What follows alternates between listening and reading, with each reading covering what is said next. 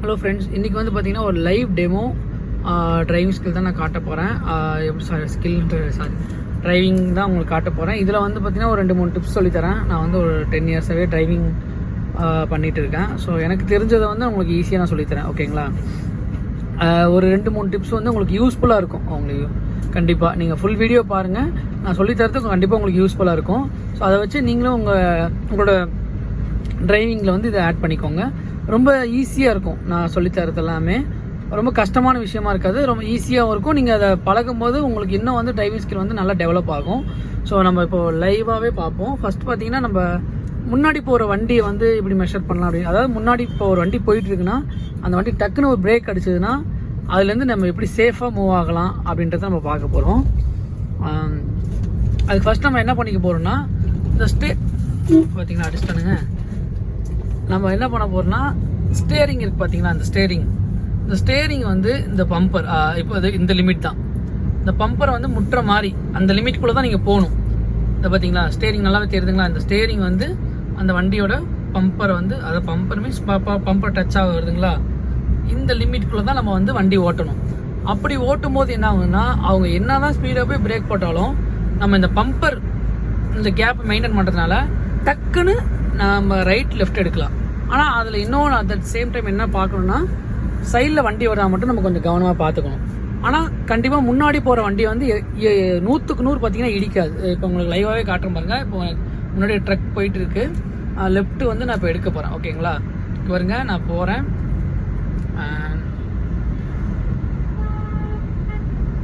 நல்லாவே பம்பர் கிட்ட போகிறேன். ஓகேங்களா? பம்பர் விட்டு வந்துட்டேன். இப்போ லெஃப்ட் எடுக்கிறேன். பாருங்கள், எனக்கு ஃபுல் அண்ட் ஃபுல் சுத்தமாகவே இடிக்காது. நான் சேஃபாக வந்து வண்டியை வந்து லெஃப்ட் எடுத்துகிட்டு ஃப்ரீயாக போய்க்கிறேன். ஓகேங்களா? இது போல் தான். அதாவது இந்த ஸ்டேரிங்கோ இல்லைனா நீங்கள் இந்த வைபர் இருக்குது பார்த்தீங்களா, அதை கூட கனெக்ட் பண்ணிக்கலாம். ரெண்டுமே பார்த்தீங்கன்னா ஒரு சேஃபானது தான். இந்த ஸ்டேரிங்கோட இந்த கார்னரோ இல்லைனா அந்த வைபரை கூட நீங்கள் கனெக்ட் பண்ணிக்கலாம். வைபர் கனெக்ட் பண்ணி கூட, அதாவது இந்த பம்பரோட கீழே இருக்கணும். அப்படி இருக்கிறப்ப நீங்கள் ஈஸியாக லெஃப்ட் ரைட்டுன்னு ஈஸியாக எடுத்துலாம். ஆனால் முக்கியமான விஷயம், லெஃப்ட் ரைட்டு பார்த்து தான் எடுக்கணும். உடனே எடுக்கும்போது ரொம்ப கவனம் தேவை. நம்ம இன்னொன்று என்ன பார்க்க போகிறோம்னா, வண்டியோட சைஸ் எப்படி மெஷர் பண்ணலாம் அப்படின்றத பார்க்க போகிறோம். அது இந்த ஸ்டேரிங் வச்சு தான் சொல்லித்தர போகிறேன். அது எப்படின்னு பார்த்தீங்கன்னா, இந்த ஸ்டேரிங் ரவுண்ட் இருக்குது பார்த்தீங்களா, இந்த ஸ்டேரிங் தாங்க நம்ம வண்டியோட ஹோல் சைஸு. எப்படி அப்படி சொல்கிறேன்னு கேட்டிங்கன்னா, இப்போ பாருங்கள், நான் வந்து இப்போ இந்த கோட்டுக்குள்ளே போகிறேன். இதை எப்படி நான் ஐடென்டி பண்ணுறேன்னா, இந்த ஸ்டேரிங் வந்து இந்த 2 கோட்டுக்கும் நடுவில் இருக்கு பாருங்க. இங்கே இப்போ தெரியுதுங்களா? இப்போ உங்களுக்கு நல்லாவே தெரியும். இதை பாருங்க, இது வெளியே தான் வருது இந்த கோடு. ஒரு நிமிஷம் இருங்க, டிவைட் வருது.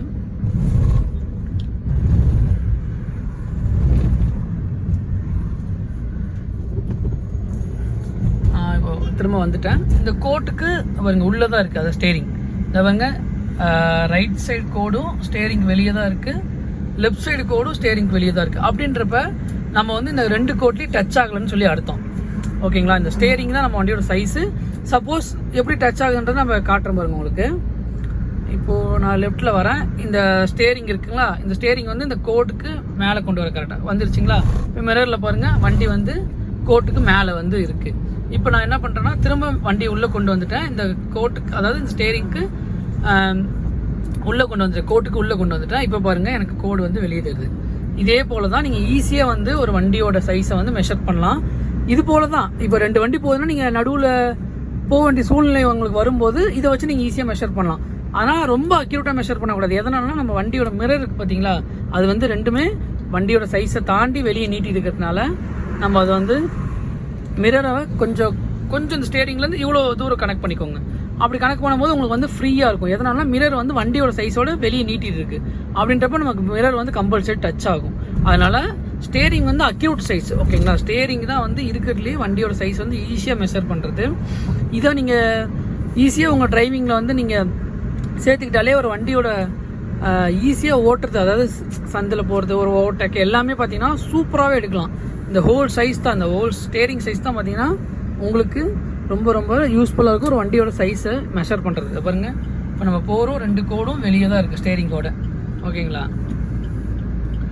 இதை வந்து நீங்கள் அப்ளை பண்ணிக்கோங்க. நான் இது எல்லாமே சும்மா ஒரு டிப் மாதிரி சொல்லி தரேன். அப்புறமா லைவாகவே ஒரு டெமோ மாதிரி நல்லா இதுக்குன்னே தனித்தனியாக ஒரு வீடியோ மாதிரி போடுறேன். ஓகேங்களா? அடுத்தது என்னென்னு பார்த்தீங்கன்னா, ஒரு இண்டிகேட்டர் வந்து என்ன பண்ணுறாங்கன்னா, இதை வந்து நீங்கள் மைண்டில் வச்சுக்கோங்க. ஏன்னா நிறைய பேர் பண்ணுற தப்பு நான் நிறைய பார்க்குறேன். என்னென்னா, இண்டிகேட்டர் பார்த்தீங்கன்னா எல்லாருமே டேர்ன் பண்ணும்போது போடுறாங்க. அது வந்து பார்த்தீங்கன்னா ரொம்ப பெரிய பிரச்சனை, அது ரொம்ப தப்பும் கூட. எதனால் நான் அப்படி சொல்கிறேன்னா, இண்டிகேட்டர்ன்றது நம்ம வந்து ஒரு 200 மீட்டர் 100 மீட்டர் முன்னாடியே போட்டால் நமக்கு பின்னாடி வர வண்டிங்க பார்த்தீங்கன்னா தெரிஞ்சுக்கிட்டு அதுக்கு தகுந்த மாதிரி முன்னாடியே மூவ் ஆகிடுவாங்க. அதாவது லெஃப்ட் எடுத்துப்பாங்க. நம்ம ரைட்டில் திரும்ப போகிறோம்னா இண்டிகேட்டர் ஒரு 100 மீட்டர் முன்னாடியே போட்டுட்டா அவங்க பார்த்தீங்கன்னா ஃப்ரீயாக வந்து போயிடுவாங்க. நீங்கள் திடீர்னு டேர்ன் பண்ணும்போது தான் பார்த்தீங்கன்னா இண்டிகேட்டர் போட்டிங்கன்னா பின்னாடி வர வண்டி அடுத்தடுத்து என்ன ஆகுனா நீங்கள் திரும்ப போகிறது தெரியாமல் விபத்து உள்ளாகிறதுக்கு நிறைய வாய்ப்பு இருக்குது. ஸோ அதனால் என்ன பண்ணுறீங்கன்னா, இண்டிகேட்டர் போடும்போது கம்பல்சரி ரைட் இண்டிகேட்டரோ லெஃப்ட் இண்டிகேட்டரோ போடும்போது இண்டிகேட்டர் போடுங்க. தயவு செஞ்சு டேர்ன் போடும்போது ஒரு 100 மீட்டர் முன்னாடியே நீங்கள் டேர்ன் பண்ண போகிறீங்க அப்படின்னா போட்டுக்கோங்க. அதுதான் இருக்கிறதுலே சேஃபாக நீங்களும் இப்போ டேர்ன் பண்ணலாம், பின்னாடி வர வண்டிங்களுக்கும் எந்த பாதிப்பும் இருக்காது. இப்போ பாருங்கள், ஒரு வண்டி வருது. இதில் எப்படி இந்த சின்ன ரோட்டில் இது பண்ணுறேன்னா, இந்த ஸ்டேரிங் தான். அதை பாருங்கள், ஸ்டேரிங் வந்து வச்சுட்டேன். அங்கே வண்டி ஸ்டேரிங் தாண்டி தான் போகுது. நானும் சேஃபாக வந்து வண்டி கிராஷ் பண்ணிட்டேன். இருக்கிறதுல இது வந்து சின்ன ரோடு தான். 2 வண்டி வரும்போது நான் எப்படி பார்த்தீங்கன்னா ஸ்டேரிங்கை வச்சு தான் நம்ம வந்து எல்லாமே கெஸ் பண்ண போகிறது. பாருங்க, இப்போ இந்த சின்ன ரோடு இதை விட்டு நான் இறங்காமல் போகிறதுக்கு பார்த்தீங்கன்னா இந்த ஸ்டேரிங் தான். பாருங்க, ஸ்டேரிங் வெளியே தான் இந்த ரோடோட கார்னர் வந்து வருது. அதனால் வண்டி வந்து ரோட்டுக்குள்ளே தான் வருது. இது போல் தான் நீங்கள் எல்லாமே வண்டி ஈஸியாக வந்து இந்த ஸ்டேரிங்கை கற்றுக்கிட்டிங்கன்னா நீங்கள் எல்லாமே வண்டியோட சைஸு, ரோட்டில் போகிறது எல்லாமே நீங்கள் ஈஸியாக மெஷர் பண்ணிடலாம். ஸோ உங்கள் டிரைவிங்கில் வந்து இதை நீங்கள் ஆட் பண்ணிக்கோங்க. ரொம்ப ரொம்ப ரொம்ப யூஸ்ஃபுல்லாக இருக்கும் இந்த ட்ரிக் வந்து. பாருங்க, அப்போ தான் வந்து ஒரு வண்டி வந்து ஆப்போசிட்டில் வரும்போது நம்ம வந்து பேனிக் ஆகிக்க மாட்டோம். நம்ம ஃப்ரீயாகவே ரொம்ப கூலாக வந்து அதை கிராஸ் பண்ணுவோம்.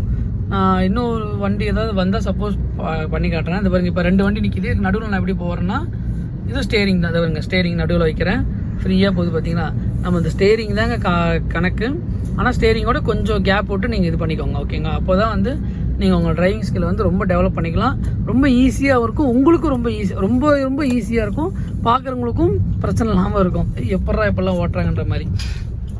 Thank you friends. இன்றைக்கி வந்து இது போதும். ஏன்னா நான் ரொம்ப டிரைவிங்கில் இருக்கப்போ நான் ஃபோன் யூஸ் பண்ணக்கூடாது. ஸோ நான் என்னென்னா ஸ்டாண்ட் மாதிரி செட் பண்ணி என்னோட இதில் தொங்கி, அதாவது பின்னாடி ஒருத்தவங்க இருக்காங்க, அவங்க பிடிச்சிட்டு இருக்காங்கன்னு வச்சுக்கோங்களேன். பின்னாடி கையை விட்டு பிடிச்சிட்டு இருக்காங்க, நான் அப்படியே பேசிட்டு மட்டும் இருக்கேன். ஸோ இந்த மாதிரி பண்ணிக்கோங்க. இது போல் நிறைய டிப்ஸ் வந்து நான் சொல்லித்தரேன். தனித்தனி வீடியோவை போடுறேன். இப்போதைக்கு என்னால் ஸ்டார்டிங் ஃபஸ்ட் வீடியோன்றதுனால கொஞ்சம் வளரிடுப்பேன் நிறையாவே. ஸோ தப்பாக எடுத்துக்காதீங்க.